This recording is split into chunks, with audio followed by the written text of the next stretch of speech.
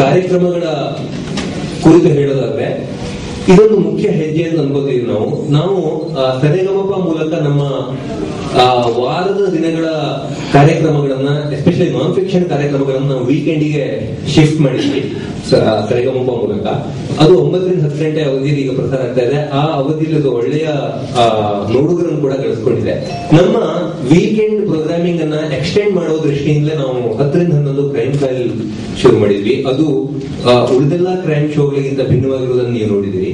ಈಗ ಅದಕ್ಕೂ ಮೊದಲು 8 ರಿಂದ 9 ಇನ್ನೊಂದು ಶೋ ಕೊಟ್ರೆ ವಾರಾಂತದಲ್ಲಿ 8 ರಿಂದ 9, 9 ರಿಂದ 10 ಮತ್ತು 10 ರಿಂದ 11 ವಿಭಿನ್ನ ಶೈಲಿಯ 3 ಕಾರ್ಯಕ್ರಮಗಳನ್ನ ವಾರದ 2 ದಿನಗಳ ಕಾಲ ವೀಕ್ಷಕರಿಗೆ ಕೊಡೋದು ವಿ ಕನ್ನಡದ ಉದ್ದೇಶ. ಅದಕ್ಕೆ ಆ ಒಂದು ಹಿನ್ನೆಲೆಯಲ್ಲಿ ನಾವು ರಗಳೆ ವಿತ್ ಶ್ರೀಕಾವನ್ನ ಆರಂಭಿಸ್ತಿದ್ದೀವಿ. ಅದಕ್ಕೆ ನಿಮ್ಮ ಸಹಕಾರ ಬೇಕು. ನೀವು ಈ ಸುದ್ದಿಯನ್ನು ಜನರಿಗೆ ತಲುಪಿಸಬೇಕು ಅಂತ ನಿಮ್ಮಲ್ಲಿ ವಿನಯದಿಂದ ಪ್ರಾರ್ಥನೆ ಮಾಡ್ಕೊಳ್ತಾ ರಗಳೆ ವಿತ್ ರಿಷಿಕಾ. ಸೊ ಈ ಒಂದು ಟೈಟ್ಲು ಫಸ್ಟ್ ನನಗೆ ರಿಷಿಕಾ ಒಂದು 3 months 4 months ಬ್ಯಾಕು ಮಂಜು ಸರ್ ನನ್ನ ಫ್ರೆಂಡು ಅವ್ರ ಹತ್ರ ಫೋನ್ ಮಾಡೋದು. ಫಸ್ಟ್ ರಿಷಿಕಾ ಮೊದಲಿಂದ ಪರಿಚಯ ಇದ್ರು ನಾನು ಒಂದು ಕಾರ್ಯಕ್ರಮ ಮಾಡಬೇಕು ಅಂತಿದ್ವಿ. It's a kind of coffee with current kind of show ಅಂತ ಹೇಳಿದ್ರು. ಅಂದ ತಕ್ಷಣ ಫಸ್ಟ್ ರಿಷಿಕಾ ಆರ್ಟಿಸ್ಟ್ ಯಾಕೆ ಕೋಆರ್ಡಿನೇಟ್ ಮಾಡ್ತಾರೆ ಅಂತ ಕೇಳಿ, ಇಲ್ಲ ನಾನು ರೆಡಿ ಇದ್ದೀನಿ, ಕಾನ್ಸೆಪ್ಟ್ ಸಮೇತ ಎಲ್ಲ ರೆಡಿ ಇದ್ದೀನಿ ಅಂದ ತಕ್ಷಣ ಓಕೆ ಮಾಡೋಣ ಅಂತೇಳಿ ಮೇಲೆ ಕುತ್ಕೊಂಡು ಒಂದು 2 hour ಚರ್ಚೆ ಮಾಡಿದ್ವಿ. ಸೊ ಆಗ ಒಂದು ಬಂದಿದ್ದು ಕಾಫಿ ವಿತ್ ಕಾರಣ, ಈಗ coffee with Rishika, coffee with ಈ ತರ ಎಲ್ಲ ಒಂದು ಟೈಟ್ಲ್ ಬರೋಬೇಡ, ಇದು ಬೇರೆ ತರ ಮಾಡೋಣ ಅಂತ ಹೇಳು. ಮತ್ತೆ ರಿಷಿಕಾ ಅಂದ ತಕ್ಷಣ ರಗಳೆ, ಇದೆಲ್ಲ ಆಲ್ರೆಡಿ ಒಂದು 2 ವರ್ಷ ನೋಡ್ತಾ ಬಂದಿದ್ವಿ ಇಂಡಸ್ಟ್ರಿಗೆ ಬಂದಾಗಿಲ್ಲ. ಸೊ ರಗಳೆ ವಿತ್ ರಿಷಿಕಾ ತುಂಬಾ ಅರ್ಥ ಆಗಿರುತ್ತೆ ಅಂತ ಬಾಲು ಸರ್ ನಾವು ಮತ್ತೆ ಬರಮ್ ಎಲ್ಲ ಡಿಸೈಡ್ ಮಾಡಿ ರಗಳೆ ವಿತ್ ರಿಷಿಕಾ ಅಂತ ಟೈಟ್ಲ್ ಬಂತು.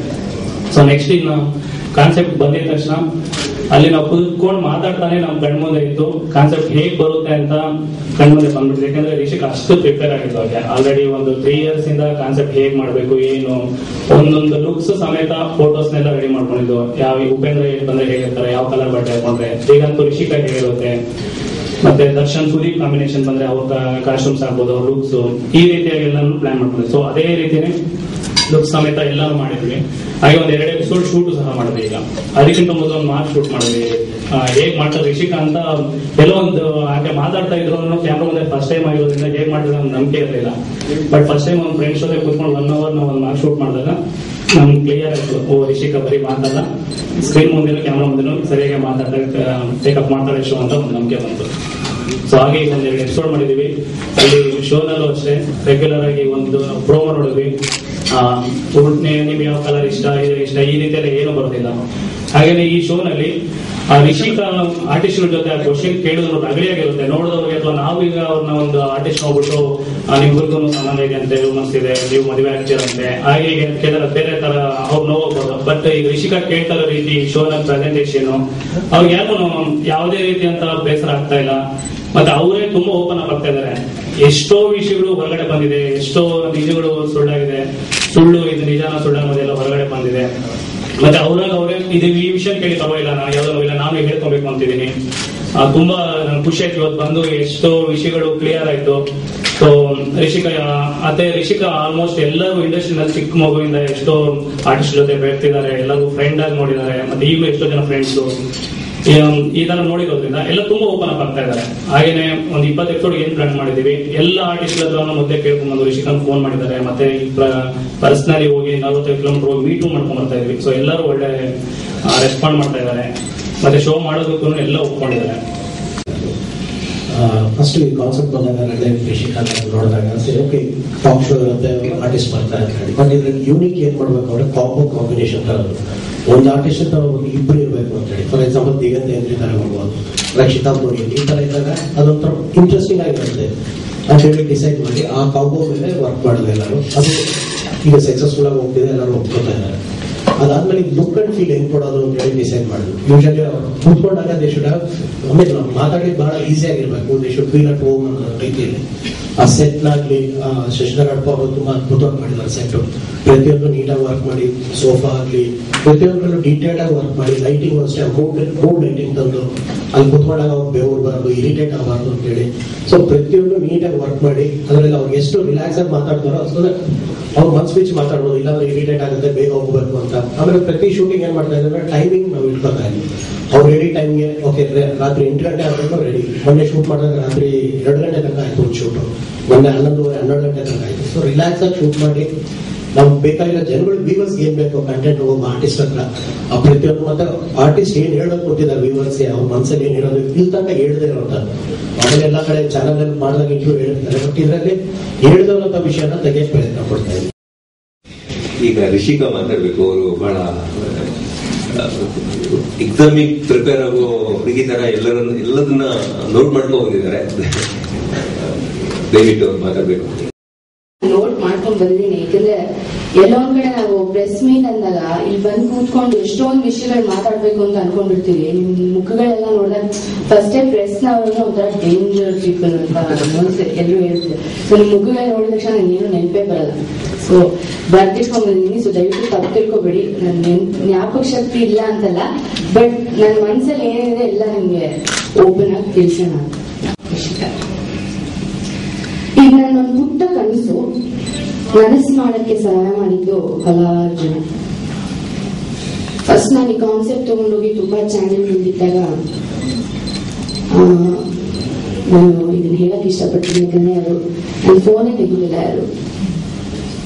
ಅದರಲ್ಲಿ ಒಂದು ಈ ಪ್ರತಿಭೆ ಇದೆ ಅನ್ನೋದೇ ಯಾರಿಗೂ ಗೊತ್ತಿರಲಿಲ್ಲ. ನನ್ ಗೆಳೆಯ ತರುಣ್, ಆಕ್ಚುಲಿ ನನ್ಗೆ ಗೆಳೆಯ ಅಂತ ಹೇಳ್ತೀನಿ ಯಾಕಂದ್ರೆ ನಮ್ ಡೈರೆಕ್ಟ್ರು ಇದು ಅದು ಅಂತೆಲ್ಲ ಹೇಳಕ್ ನನ್ಗೆ ಇಷ್ಟನೇ ಇಲ್ಲ. ನನ್ ಗೆಳೆಯ ಇವನು ಬೇಜಾರ ನೀನು ಅಂದ್ರೆ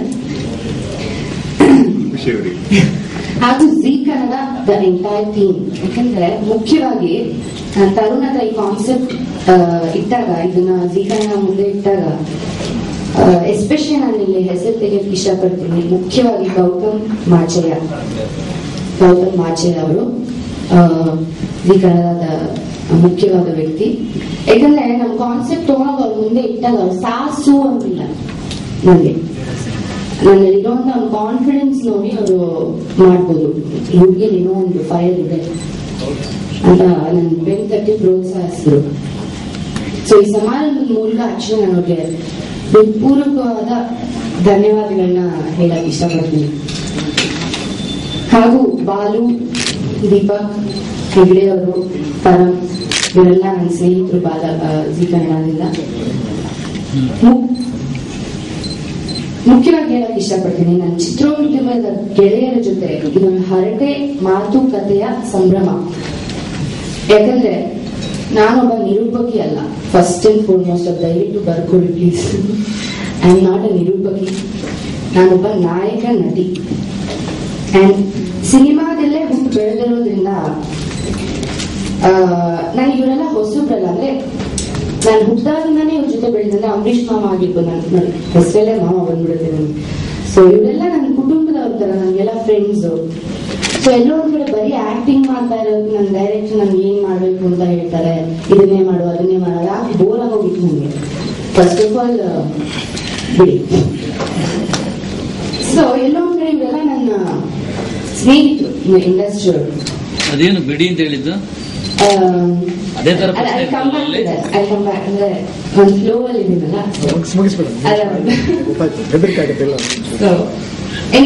ಈ ಚಿತ್ರೋದ್ಯಮದವರೆಲ್ಲ ನನ್ನ ಸ್ನೇಹಿತರು. ಸೊ ಕುತ್ಕೊಂಡು ಅವ್ರ ಜೊತೆ ಒಂದು ಮಾತುಕತೆ ಅಷ್ಟೇ. ಕ್ಯಾಮ್ರಾ ಇದೆ ಅಂತಾನೆ ಗೊತ್ತಾಗಲ್ಲ. ಆಕ್ಚುಲಿ ನಾನು ಒಂದ್ ವಿಷಯ ಹೇಳ್ಬೇಕು ಅಂದ್ರೆ, ಚಿತ್ರೋದ್ಯಮದ ಎಲ್ಲರೂ ನನಗೆ ತುಂಬಾ ಒಳ್ಳೆ ಗೆಳೆಯರು. ಆಕ್ಚುಲಿ ಈ ನಾಯಕ ನಟಿಯರು ಕೂಡ. ಇದನ್ನ ಯಾಕೆ ಹೇಳಿದೆ ಅಂದ್ರೆ, ನಮ್ಮ ಇಂಡಸ್ಟ್ರಿ ಒಂದು ರಾಂಗ್ ಒಪಿನಿಯನ್ ಇದೆ, 2 ಹೀರೋಯಿನ್ಸ್ ಕಾನ್ ಬಿ ಫ್ರೆಂಡ್ಸ್ ಅಂತ. ಅಂದ್ರೆ ಇಬ್ರು ನಾಯಕ ನಟಿಯರು ಯಾವತ್ತೂ ಒಳ್ಳೆ ಒಂದು ಸ್ನೇಹವನ್ನ ಪಡ್ಕೊಳಕ್ಕಾಗಲ್ಲ ಅಂತ. ಬಟ್ ಡೆಫಿನೆಟ್ಲಿ ನಾನು ಎಲ್ಲರ ಜೊತೆ I am very good friends. So ಅದೇ ಒಂದು ಸ್ನೇಹನ ತೆರೆ ಮೇಲೆ ತೋರ್ಸೋಣ.